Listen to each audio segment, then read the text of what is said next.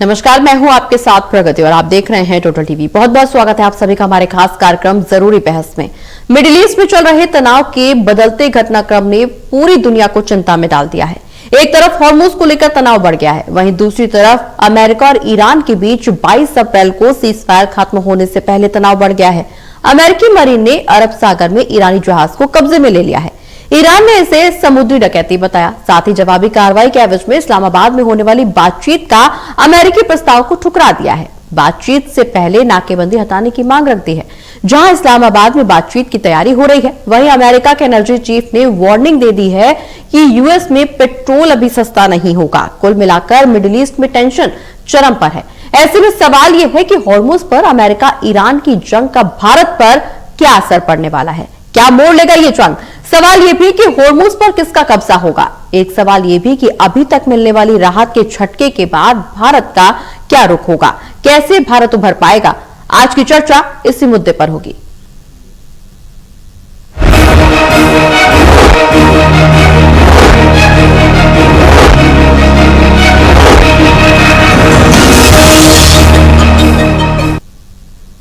तो middle east में तनाव के चलते अमेरिका ने बड़ा कदम उठाया है। एक बार फिर ईरान के पास समुद्र में नाकेबंदी कर रखी है। इससे नाराज होकर ईरान ने हॉर्मुज को बंद कर दिया है।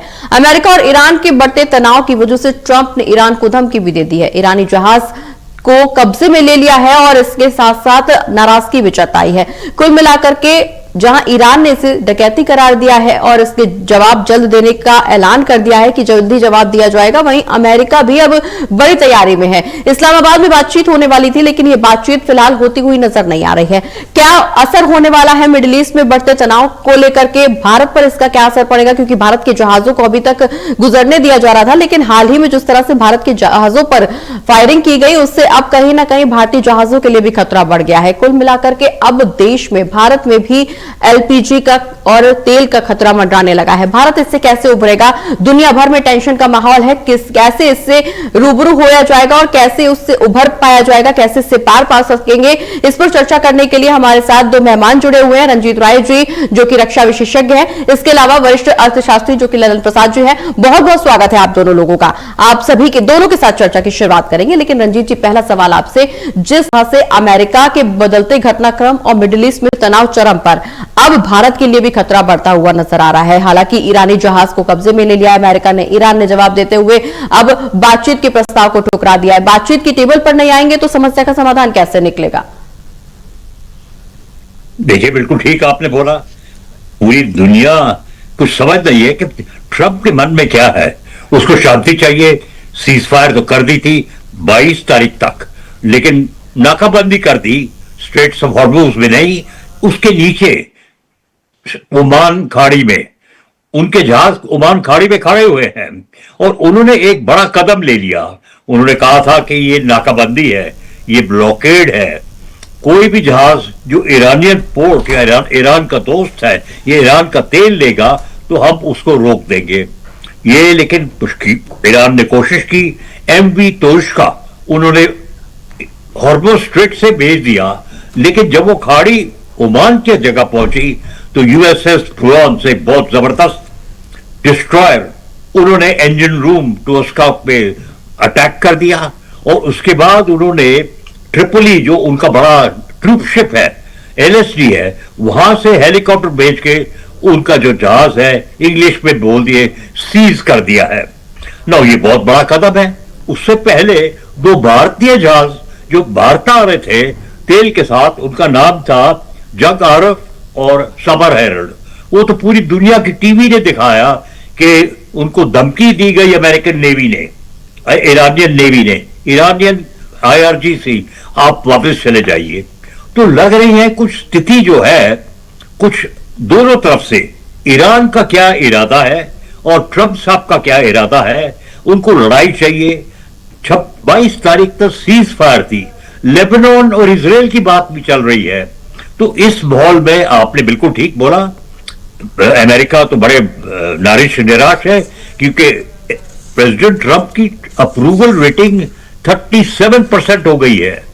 सबसे कम एक समय पे जब इम्पीच हुए थे उनके प्रेसिडेंट 24%, मतलब 63% लोग खुश नहीं हैं इस लड़ाई से।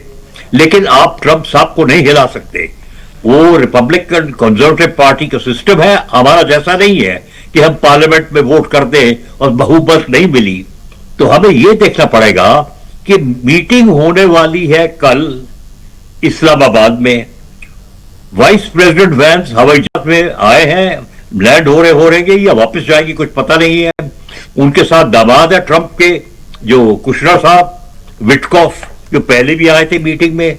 ईरान ने अकड़ के कहा हम मीटिंग में नहीं आएंगे, कुछ कोई बात में सहमत नहीं है। वो कहते हम बम नहीं बनाएंगे, 5 साल के लिए यूरेनियम शायद एनरिच नहीं करेंगे, लेकिन हॉर्मुज खोल दीजिए, ब्लॉकेड बंद कर दीजिए और मेरे मिसाइल और सेल्फ डिफेंस मैं बना के रखा हूंगा। तो चिंता तो दुनिया को है, चिंता भारत को भी होनी चाहिए। अगर जो हॉर्मुज पूरा बंद हो गया और बाबेल मंद बन गया तो भारत में भी तेल की कमी, एलपीजी, नाफ्ता, फर्टिलाइजर, अभी भी काफी कंपनियों को अपना पूरा गैस कोटा नहीं मिल रहा है। तो गंभीर है, बहुत स्थिति इस एज पे है। इंग्लिश में बोलते हैं we are on the edge. Meeting होगी, सीज फायर चलेगा, सीज फायर बड़ा होगा, आगे बढ़ेगा, या ट्रंप साहब कुछ और अटैक मारेगा ईरान पे।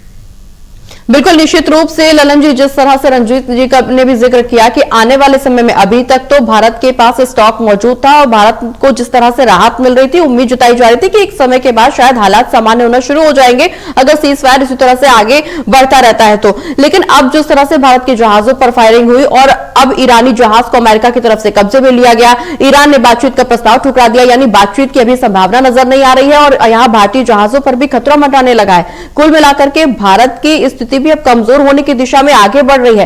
क्या कुछ स्टेप लेगी सरकार, किस तरह से इस स्थिति से निपटने की कोशिश की जाएगी? देखिए, राय साहब ने स्थिति का विश्लेषण बड़े अच्छे ढंग से किया। भारत के ऊपर असर तो पड़ेगा, सारी दुनिया के ऊपर असर पड़ेगा।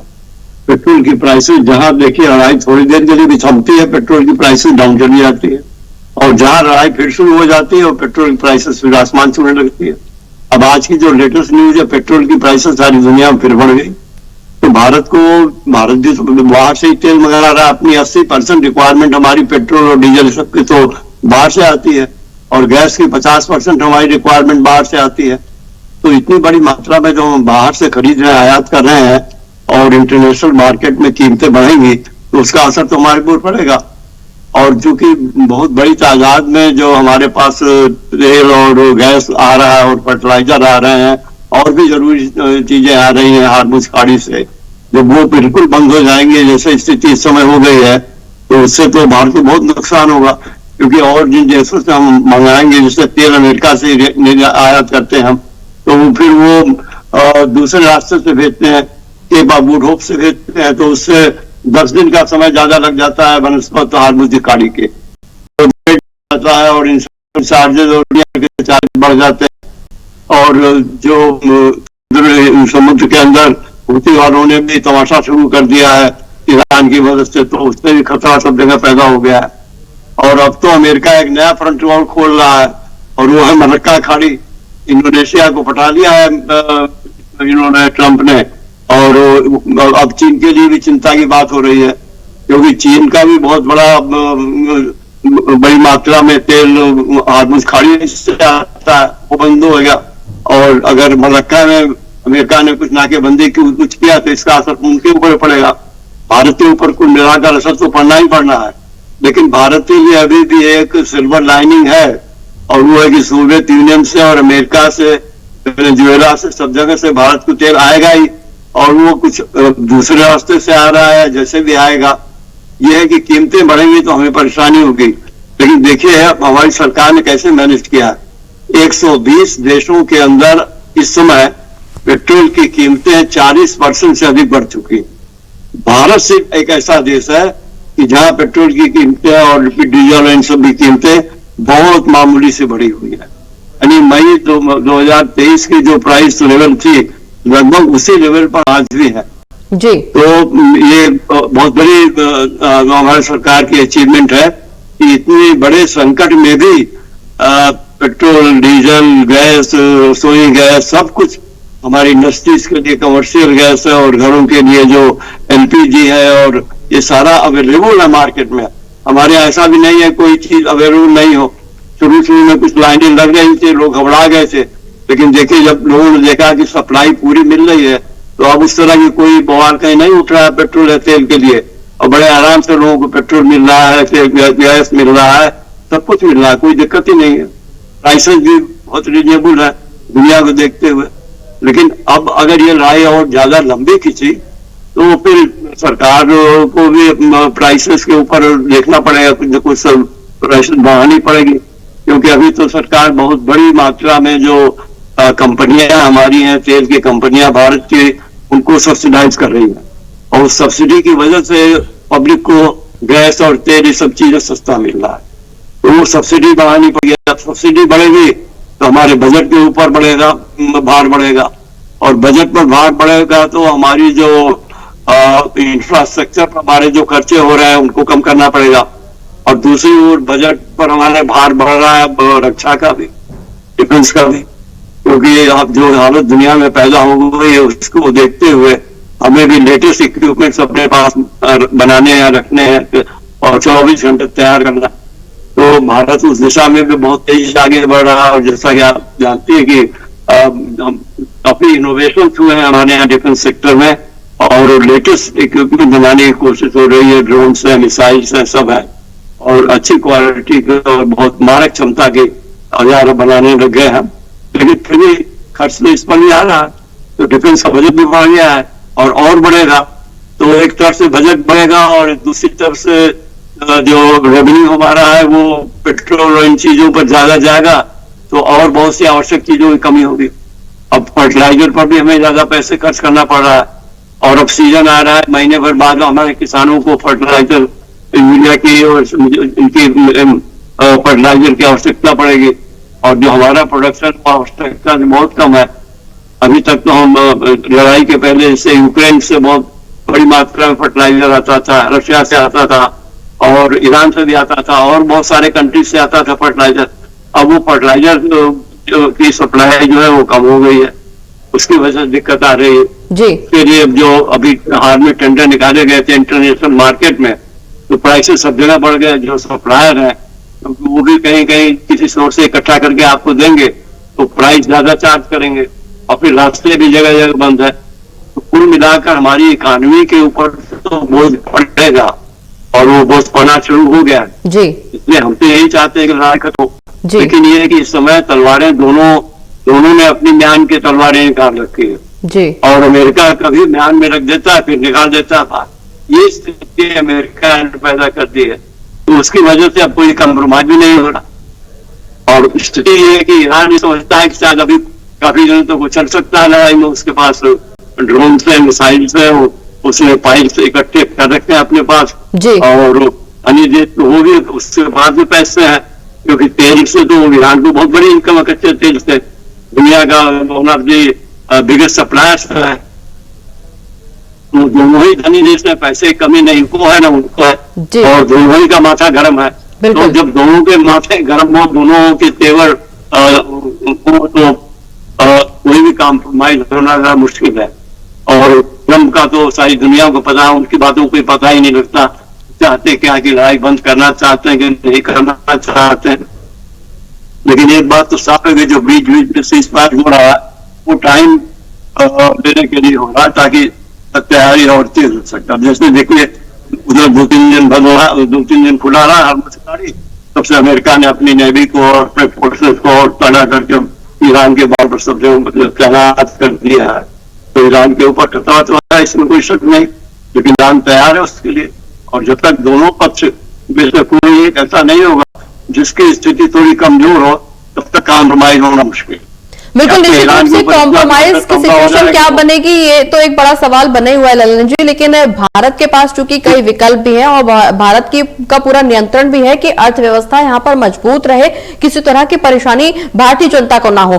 भारत ने अपनी तैयारी कर रखी है, लेकिन जिस तरह का घटनाक्रम बना हुआ है, जिस तरह के मौजूदा हालात बने हुए हैं, निश्चित रूप से पूरी दुनिया में तबाही मचने वाली है। अगर इस तरह की जंग आगे बढ़ती है तो महंगाई पूरी दुनिया की बढ़ेगी, उससे भारत को क्या प्रभाव पड़ेगा ये भी एक बड़ा सवाल है। भारत ने अपने स्तर पर तो तैयारी की है, लेकिन वैश्विक स्तर पर पूरे विश्व की क्या कुछ तैयारी है, दुनिया के अलग अलग देशों की क्या कुछ तैयारी है, उसका असर भारत पर कैसे पड़ेगा, उससे भारत कैसे निपटेगा, यह भी एक बड़ी चुनौती बना हुआ है। इस पर चर्चा करेंगे। लेकिन रंजीत जी, सवाल यहां पर यह है कि अमेरिका के पैटर्न को अगर ध्यान में रखा जाए तो डोनाल्ड ट्रंप बार बार अपनी स्ट्रेटेजीज बदलते हैं, बड़ी तबाही की चेतावनी देते हैं, तबाही मचाने की कोशिश भी करते हैं, लेकिन ठीक एंड पॉइंट से कुछ समय पहले ही अपना यू टर्न ले लेते हैं और बिल्कुल ऐसा संदेश दे देते हैं पूरी दुनिया को कि वो वैश्विक शांति की ओर अग्रसर हैं।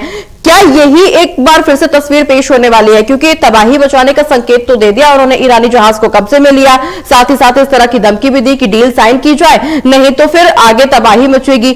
चूंकि युद्ध विराम और सीज फायर आगे बढ़ता है या नहीं बढ़ता, इसको लेकर के टेबल पर जाने ही वाले थे। कुछ घंटों पहले एक बार फिर से अमेरिका की तरफ से यू टर्न ले लिया गया। क्या एक बार फिर से उनकी स्ट्रेटेजीज में बदलाव देखने को मिलेंगे? बिल्कुल, आपने एक बहुत अच्छा लफ्ज इस्तेमाल किया है, इंग्लिश यू टर्न। जी, रोज रोज यू टर्न हो रहा है। लेकिन इस बात में लन प्रसाद ने तो आपको समझा दिया कि अब इस वक्त जो स्थिति है भारत में बहुत ठीक लग रही है, लेकिन आगे जाके ऐसे नहीं हो सकता। इंश्योरेंस बढ़ गया, उन्होंने समझाया, जहाजों पे इंश्योरेंस बढ़ गया है, फ्रेट बढ़ गया है, कमी है, लेकिन हमारे पास 3 महीने के लिए 4 महीने के लिए स्टॉक है। लेकिन अगर जो हमने रोक नहीं की और अगर जो ये इफेक्ट जो है आगे चलता गया, बाबल मंडार भी बंद हो जाए और मूव भी बंद हो जाए, तो भारत की स्थिति अच्छी नहीं होगी। अभी भी डॉलर महंगा हो गया है, हम 3rd largest economy in the world थे, अब हमारा दर्जा 6 नंबर पे आ गया है। लेकिन आपको पता है कि आसिफ मुनीर साहब जी, का जो है दर्जा आगे बढ़ गया है, वो ट्रंप से बात कर रहा है, क्योंकि तेहरान ने उसको बता दिया है उनको क्या चाहिए। जी, मैक्सिमलिस्ट मतलब सबसे ज्यादा क्या चाहिए, सबसे कम क्या चाहिए। अब वो ट्रंप ने बात की है मुनीर साहब से, general Munir chief of defence staff है, लेकिन वो ईरान गया है, अमेरिका से बातचीत कर रहा है, तो लग रहा है ट्रंप कोशिश कर रहा है कि कुछ न कुछ समझौता हो जाए। उसके मन में क्या है किसी को भी नहीं पता। अगर जो मीटिंग नहीं हुई, सीज फायर नहीं बढ़ा और ये नाकाबंदी चली गई, तो हमारी पूरी दुनिया की आर्थिक स्थिति और भी बिगड़ती जाएगी, स्टॉक मार्केट गिरता जाएगा। तो हमको देखना पड़ेगा। तेहरान मीटिंग में आता है, उनको तो 2 घंटे लगेंगे तेहरान से इस्लामाबाद पहुंचने में, 2 घंटा जी। वैन साहब अमेरिका से आए हैं, उनका बड़ा जहाज है को यूएसए नंबर 2, वो आए हैं। लेकिन बीच में आपको देखना चाहिए, नेतान्याहू साहब ने इतनी नाक में दम कर दी है प्रेसिडेंट ट्रंप को। जी। पहले तो लड़ाई उसी ने शुरू कर दी थी जी, फिर उन्हें रोकी नहीं।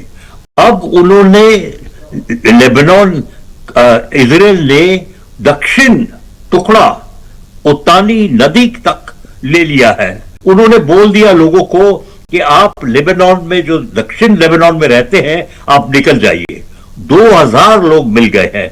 मीटिंग ट्रंप ने बंदोबस्त की उधर। तो एक तकलीफ नहीं है ट्रंप साहब की। ट्रंप साहब की तकलीफ है ईरान के साथ कि उनका बॉम्ब तो बंद करा दिया, कहते हैं रिजीम चेंज हो गई, लेकिन नाकाबंदी, ब्लॉकेड, लेकिन अमेरिकन नेवी अभी तक हॉर्मूज में नहीं आई, वो ओमान की खाड़ी में खड़ी है। तो आपको देखना पड़ेगा कि मीटिंग होगी कि नहीं होगी, सीज फायर बढ़ेगा कि नहीं बढ़ेगा। नहीं हुआ तो स्थिति दुनिया की स्टॉक मार्केट, जैसे प्रसाद साहब ने समझाया, अच्छी नहीं है, कुछ अच्छा नहीं लग रहा है जब तक ट्रंप थोड़ा नीचे नहीं आए, बातचीत में ईरान की बात माने। और उन्होंने एक अटैक कर दिया, उनके जहाज को जब्त कर लिया, तो ईरान बहुत निराश है, बहुत गुस्से में है। ये है कैट एंड माउस स्टोरी, जो छोटा चूहा बिल्ली के साथ अकड़ रहा है।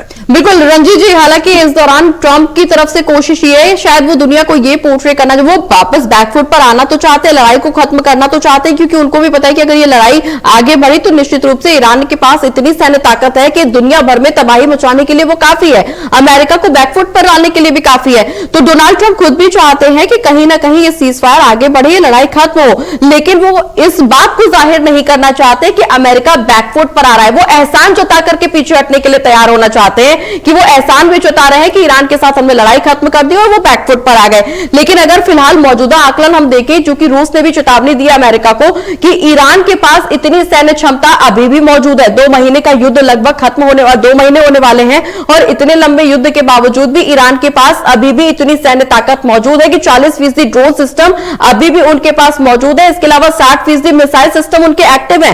बंकरों में जो छुपा करके उन्होंने अपने मिसाइल सिस्टम्स रखे हुए थे वो भी बाहर निकाल लिए हैं। अगर युद्ध आगे बढ़ता है तो निश्चित रूप से ईरान की सैन्य क्षमता इतनी है कि वो दुनिया भर में और डोनाल्ड ट्रंप के लिए तबाही मचाने के लिए पूरी है।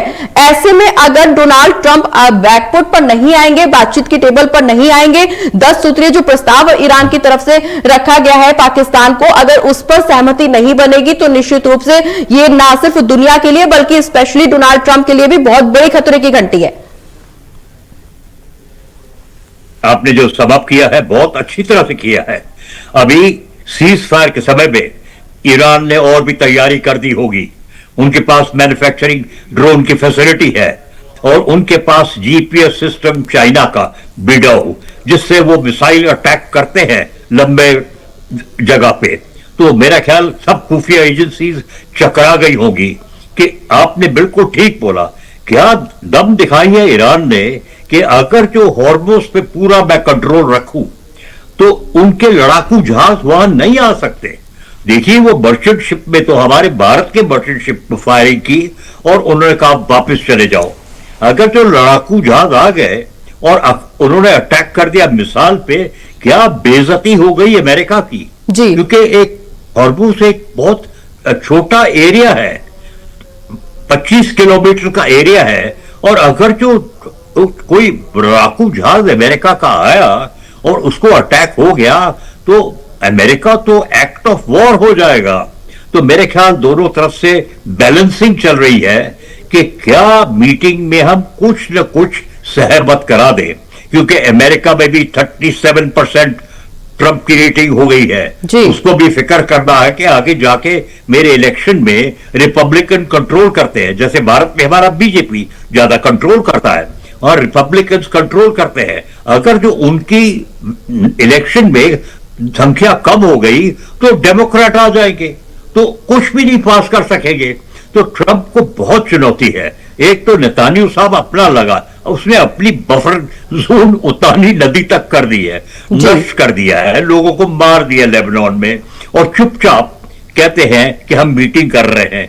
वो अलग बात है। ट्रंप साहब को ईरान का तकलीफ लगी हुई है और मेरे ख्याल आसिफ मुनीर साहब को देखना पड़ेगा कि कुछ न कुछ फैसला दोनों देश के मिनिमम मैक्सिमलिस्ट कुछ समझौता हो, नहीं तो स्थिति अच्छी नहीं है, ये चलती जाएगी। बिल्कुल इस पर पता नहीं बिल्कुल ललन जी, जिस तरह से हम पहले भी जिक्र कर रहे थे कि भारत ने अपनी अर्थव्यवस्था तो बैलेंस कर रखी है, हालांकि फिर भी जिस तरह से रंजीत जी ने बताया कि अब 6वें पायदान पर पहुंच गई है जीडीपी भारत की 3रे से। लेकिन अगर दुनिया भर में वैश्विक अर्थव्यवस्था डगमगाती है तो उसका असर भारत पर कैसे पड़ेगा और उससे कैसे निपटेगा। अपनी अर्थव्यवस्था तो बैलेंस है, लेकिन वैश्विक स्तर पर सुधार कैसे, उससे कैसे समेट पाएगा भारत। देखिए वैश्विक स्तर पर भी और भारत पर भी एक तो ये कि महंगाई आएगी। अगर ये स्थिति और आगे आई तो सारी चीजें महंगी हो जाएगी, खाने पीने से लेकर और उपभोक्ता की सारी चीजें, और पेट्रोल डीजल और ये सब तो महंगा होगा ही जी। और दूसरी बात है कि करेंसी डिप्रिसिएशन, सारे दुनिया भर की कंट्रीज से करेंसी डिप्रिसिएशन हो रहा है और डॉलर अभी भी चढ़ा हुआ है। हमारे यहाँ रिजर्व बैंक ने बहुत कोशिश किया, थोड़ा सा रुपये स्टेबलाइज हुआ है, लेकिन फिर जब ये युद्ध की आशंका हुई तो लग रहा है कि चीजें फिर रुपया फिसल सकता है।